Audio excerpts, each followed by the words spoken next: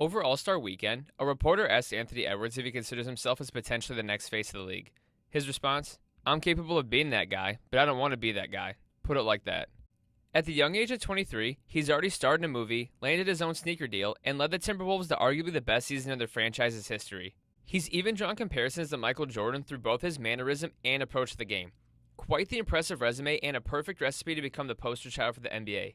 Despite this, Ant has made it clear that he doesn't want to embrace this role. So, if Ant isn't the future face of the league, then who is it? In my previous video on how to fix the NBA, I briefly discussed the glaring issue of this topic as well as who I think will take the reins. However, I want to give the subject a revisit. In order to become the face of the league, I believe there are certain aspects a player must possess. Through looking at past legends who held this title, I developed a criteria to help find the next face of the NBA. My criteria for obtaining this title include a mix of three things. 1. Top 15 all-time potential. Look at the faces of the league throughout history. Michael, Kobe, Magic, LeBron, Bird, etc. All of them are universally agreed upon to being a part of the 15 best players to ever live. In order to reach these heights, you have to be able to achieve sustainable success and operate at a high level throughout a majority of your career. 2. Personality. This aspect is why I believe players like Jokic and Tatum won't ever be able to truly become the face of the league. While their talents on the court are undeniable, they don't quite have that charisma or energy that captivates audiences. There's nothing wrong with this, it's who they are.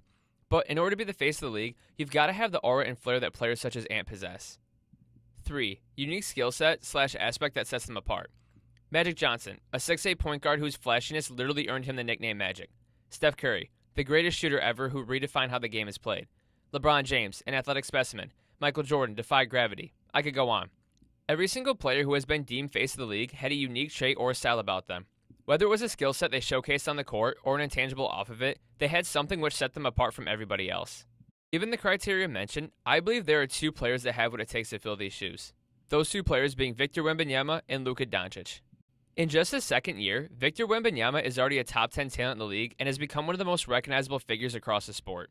At 7'4", the young sensation dominates on both ends of the court, redefining what is possible for a player with his size and frame. He can score, rebound, defend, shot block, and has a shooting range we've only seen from big men in KD and Dirk. Highlighting his unique skill set are the numerous benchmarks he set. He's the youngest player to make All-NBA defensive first team, as well as the only player to have 250 blocks and 100 threes made in a season. He accomplished both these feats as a rookie. Furthermore, he is the only player in league history to record multiple games with 20 points, 15 rebounds, 5 blocks with 5 or more threes. This display of elite play on both offense and defense already has him drawing comparisons to past legends like Kareem and Hakeem, two of the best big men to ever play the sport. Add on to the fact that he already has more three-pointers made than Steph did at this point in his career, and it's clear that Wemby is one of a kind. When it comes to his game, the only weaknesses you can really point out are his inexperience and lack of strength, both of which will change throughout time. And it only helps that he suits up for one of the NBA's premier franchises in the San Antonio Spurs. After having one of their worst seasons in their history, the Spurs selected Wemby first overall in 2023. Less than 2 years later, Wemby already has the Spurs in playoff contention in a stacked Western Conference. Add in the veteran leadership of Chris Paul and a flashy De'Aaron Fox, there was a real chance we would have seen our first glimpse of playoff Wemby this year. Well, that wasn't until the Spurs announced on Thursday that they were shutting him down for the rest of the season. With this being the case, he will finish his sophomore campaign with averages of 24 points, 10 rebounds, and 4 blocks per game, a stat line we haven't seen produced by a second-year player since Kareem Abdul-Jabbar. Before his health complications, his 4 blocks per game placed him as the betting favorite to win Defensive Player of the Year. Had he remained healthy, he would have become the youngest player to earn this honor. Unfortunately, his 42 games played falls well under the 65-game requirement for award eligibility. However, he will still have the opportunity to achieve this feat next year, as the current youngest holder, Dwight Howard, was 23 when he won his. Despite this setback, there's no doubt in my mind that Wemby will come back at an elite level, hungry to prove himself. Head coach Greg Popovich has proven throughout his tenure that he knows how to develop talent and win with it. Victor's demeanor, which is very reminiscent of former Spurs legend Tim Duncan, fits perfectly with this culture. Duncan, who spent his entire career in San Antonio, is widely regarded as the greatest power forward of all time. Tim's trust of buying into Pop's system allowed for his game to thrive while simultaneously benefiting his teammates. As a result, the Spurs established themselves as one of the greatest dynasties of the 21st century. Under Duncan, the team made 6 NBA Finals and walked away with 5 championships across 3 different decades. This aspect showcases Popovich can continue to win even as the game progresses. Mix his ability to adapt with the times with the generational talent in Victor, and who's to say the success can't be replicated? From being one of the most hyped prospects we've ever seen, Victor has continued to defy and even surpass his absurd expectations. While physically gifted, it's his intangibles that hold the most importance. Showcased through his demeanor, he has proven that no light is too bright for him and no amount of fame will get to his head. This humble approach and determination to succeed are the exact type of attributes needed to be a leader. Bearing injury, you'd be lying if you said he doesn't have what it takes to finish his career as one of the greatest to ever lace him up.